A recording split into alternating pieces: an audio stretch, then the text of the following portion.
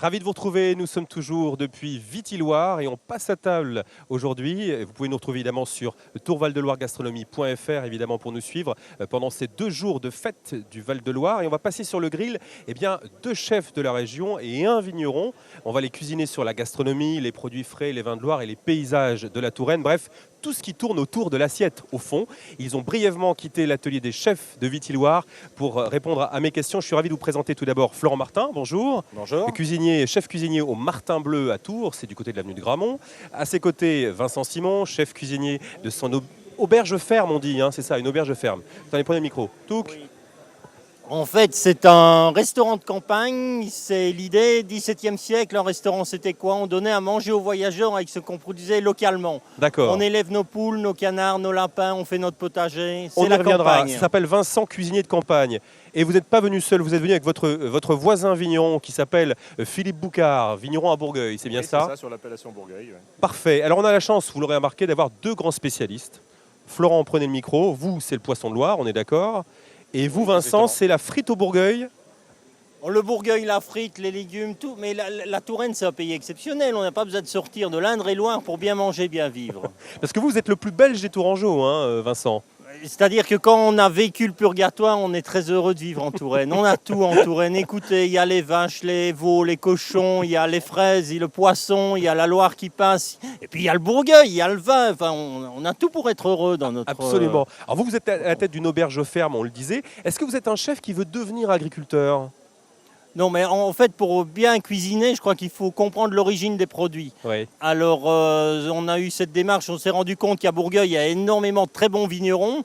Alors, on s'est dit, pourquoi est-ce qu'il n'y aurait pas de très très bon élevage de volailles? Il y a une terre fertile, donc on a commencé, on a semé du blé.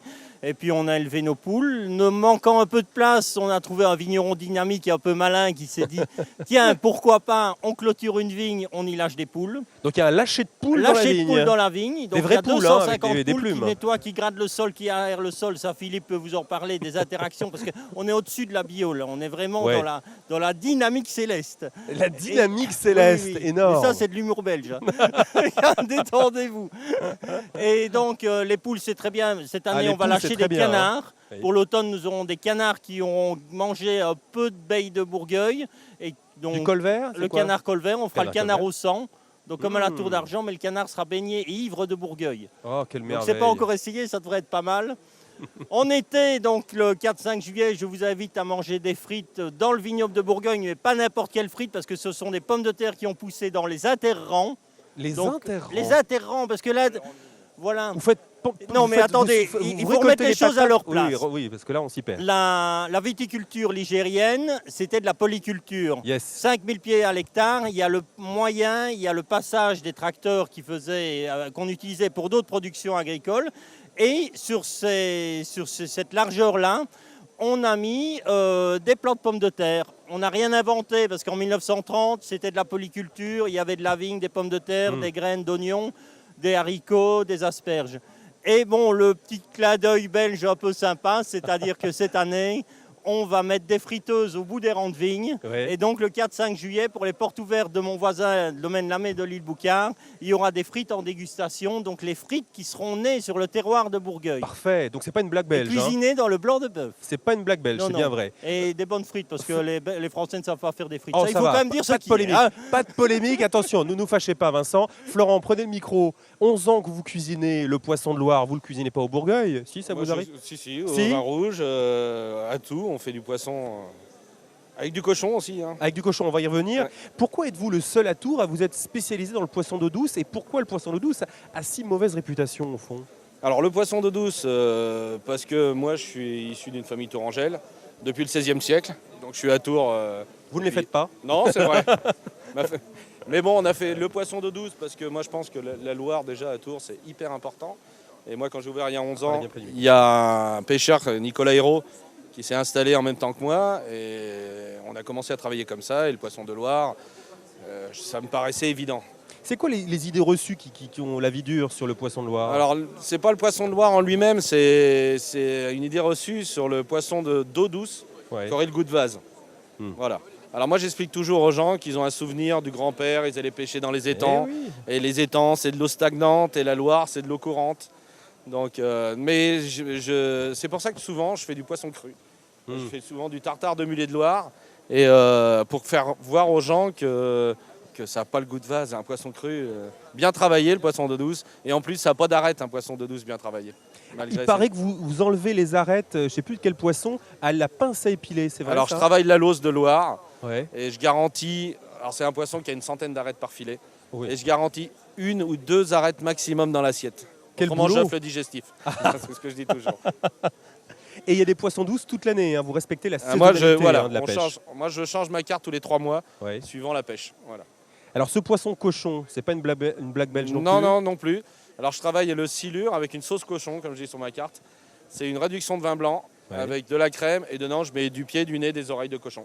Du pied de nez, de Voilà, cochon. du pied de nez, si vous voulez. Très bien. On va parler un peu de votre voisin vigneron, Philippe Boucard. Comment est née cette belle complicité là? On vous sent assez complices tous les deux. Oui, on se connaît depuis 3 ans, mais on a l'impression qu'on se connaît depuis 30 ans.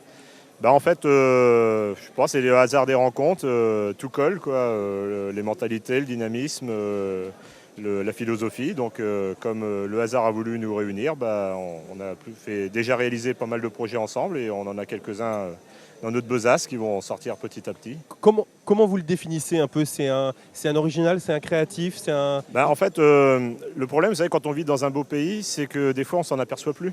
Ouais. On n'a pas ce regard extérieur. Et Vincent, lui, c'est un amoureux du vin. C'est un très grand connaisseur des vins de France. Et il connaît Et les les Belges vignerons. aiment bien beaucoup Ouais, le vin ouais, français. ouais, tout à fait. Et en fait, ça nous fait chaud au cœur de savoir qu'il a choisi notre région. Lui qui a été des côtes rôties, qui a fait les 4 coins des vignobles de France, pour qu'il ait atterri chez nous, c'est que quelque part, il y a quelque chose d'unique ici, quoi. Il n'y a pas de hasard. Vincent, prenez le micro. En cuisine, vous nous dites que je suis un créatif qui aime faire des bonds en arrière de 2 siècles. Ça veut dire quoi? Que vous cuisinez à la bougie? Racontez-nous. Non, parce que je ne vois déjà pas grand-chose, donc généralement c'est très intuitif. Non, mais en fait, je remets en question tous les flux. Donc les flux, c'est les transports. On essaye vraiment d'avoir une économie locale, parce que ça, je crois clairement que dans des zones rurales, on a besoin d'entraide et de support et de soutien. Donc l'objectif ici, à 2 ans maintenant, on a un restaurant qui tourne assez bien, assez sympa, grâce au dynamisme vraiment de tous les vignerons de Bourgueil. Donc on va créer une ferme et on va recréer d'ici 2-3 ans une volaille, la volaille de Bourgueil, la poule de Bourgueil. Donc on va progressivement la faire labelliser, mais dans 2-3 ans, il y aura notre essai, notre terrain de jeu va devenir une réelle activité économique en lançant des jeunes agriculteurs, en lançant vraiment une vraie économie locale avec une nouvelle production agricole locale. Et ça, simplement, c'est un pari qu'on voulait tenir et en Indre-et-Loire, c'est possible. À Touraine, je vous dis, en Touraine, tout est possible. Mais oui, on a l'impression que vous êtes en train de concrétiser un rêve. C'est un jeu d'enfant. C'est un truc de gamin, oui, parce que Ouais. tout est possible, sans blague. Tout est possible. On est vraiment très très bien soutenu, que ce soit par l'administration, par les élus locaux, par l'ensemble du territoire. Et finalement, une idée devient possible. Ça fait du bien d'entendre ce discours-là à notre époque. Hein. Écoutez, moi, j'ai pas la radio, pas la télé, j'écoute pas, donc je peux pas vous Oui, répondre. donc à la bougie, hein, j'étais pas loin tout à l'heure. Oui, non, la bougie, non, ça Non, c'est c'est non, caricature. simple exemple. Oui. Vous êtes chez vous, vous n'avez plus grand chose dans le frigo, réfléchissez, il y a toujours moyen de faire des choses exceptionnelles, des choses très bonnes. Par exemple, là pour le moment, on fait des infusions au foin. Le foin, c'est le printemps, c'est le mois de mai-juin, les herbes très odorantes. C'est 100 fois mieux d'utiliser un peu d'herbe, un peu de foin que d'utiliser du thym ou du laurier de chez l'herbe, Ducrot. on ne le dira jamais assez. L'herbe, buvons de l'herbe. Mais quand je vous Le dis, foin, moi j'habitais évidemment. à côté de Maastricht, à côté des Pays-Bas, l'herbe c'est génial. Ah, Maastricht. Autre sujet, Maastricht. On va revenir à l'enfance, parce que vous en parliez tout à l'heure. Les souvenirs d'enfance, vous, Florent, vous aviez votre grand-mère qui cuisinait, qui avait un restaurant. Ça vous a influencé, j'imagine? Moi j'étais, oui, mais quand mes parents bossaient, le mercredi on mangeait chez ma grand-mère qui habitait dans l'appartement du dessous. À Saint-Avertin, hein, Oui, mais moi j'habitais à Tours, mais ma grand-mère oui. avait un restaurant à Saint-Avertin, La Chaumière. à Chaumière. Et nous, le mercredi, on descendait en bas manger chez ma grand-mère. Et à 4 ans, on mangeait du cœur de bœuf aux carottes, on mangeait des choses comme ça. Donc des Plan plats sauce, cuisinés. beaucoup. Voilà, exactement. Et donc, on a été habitués à manger du bon. Quoi. Le bien manger. pas les fast-food qui commencent par Je Mac sais et pas qui ce que finissent c'est, par Do. Hein. Je sais D'accord. pas. Les gros mots, j'utilise pas. Moi. Les poissons, c'est une affaire de famille. Hein. Un mot sur votre père, quand même, le célèbre dessinateur. Moi, mon père se dit aborigène tourangeau. Donc déjà, Aborigène tourangeau. déjà ça met tout de suite en situation. Puis j'ai été élevé dans la culture tourangelle, sur les vins de Bourgueil. Un petit mot à Monsieur Pierre Callot, parce que je pense qu'il sera d'accord avec moi. Ça a été un grand représentant du vin de Bourgueil qui est décédé il n'y a pas très longtemps. Donc moi j'ai été élevé moi je dis toujours que je suis tombé dedans quand j'étais petit, dans le Bourgueil, comme un certain... on revient sur le dessin. Et oui, j'ai été élevé dans cette culture-là et je continue à la défendre.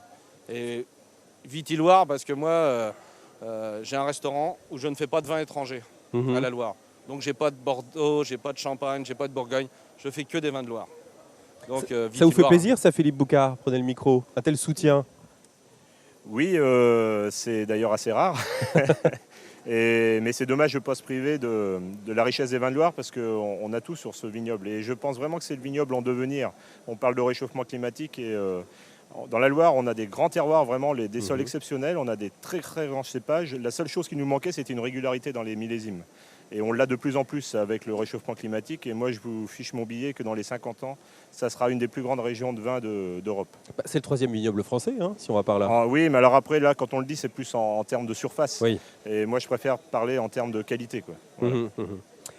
Gardez le micro. Petite question commune. Votre dernier coup de cœur gustatif ou émotion sensorielle pour un plat, un produit, un vin du Val-de-Loire? C'est pas intime ce que je vous demande. Hein. C'est uniquement autour de la table. C'est ballot, mais comme maintenant j'ai un restaurant à la porte de chez moi, c'est ma deuxième cantine. C'est au quotidien les émotions. Ouais, les sensations. mais en fait c'est des choses toutes simples avec un œuf, quoi, par exemple, qu'on peut préparer, les œufs pochés par exemple, ou les œufs que tu prépares là, comment tu les appelles Prenez le micro, prenez le micro. Donc l'œuf, c'est quand même la base de la pâtisserie, la base de la cuisine. Alors une poule qui court et qui se promène, parce que l'air de rien, les poules dans la vigne, c'est pas idiot, parce que la poule se promène toujours à l'ombre et la vigne, c'est parasol, paravent, fantastique, quoi.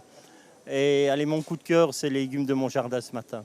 La fève des marais, le pois gourmand, l'huisan de rosée.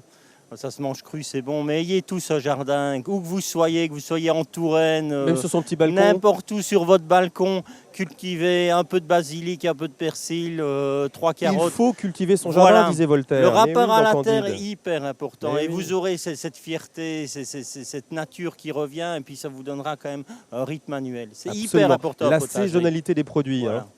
Et vous, Florent Martin, votre dernier coup de cœur gustatif? Alors là, on est en train de boire du Bourgueil rosé. Avec modération, évidemment. Avec modération. Et pas longtemps, quand je reviens toujours sur Pierre Callot, parce que pour moi c'est important. Un maître. Et j'ai bu pas longtemps avant qu'il nous quitte un Bourgueil rosé 1974. Et moi j'ai trouvé ça extraordinaire, même si on dit que le rosé ça se garde pas. Et même un 74 c'est exceptionnel. Très bien, messieurs. Écoutez, merci beaucoup de nous avoir fait partager vos émotions, votre passion intacte. On le sent tous les trois dans les vignes, dans vos restaurants respectifs. On vous laisse filer l'atelier des chefs parce que je crois que vous avez du pain sur la planche, du taf, votre public vous attend. Et nous, on va continuer à casser la croûte avec nos prochains invités, toujours autour du vin, mais cette fois-ci autour du pain et du fromage. C'est juste après cette pause. À tout de suite.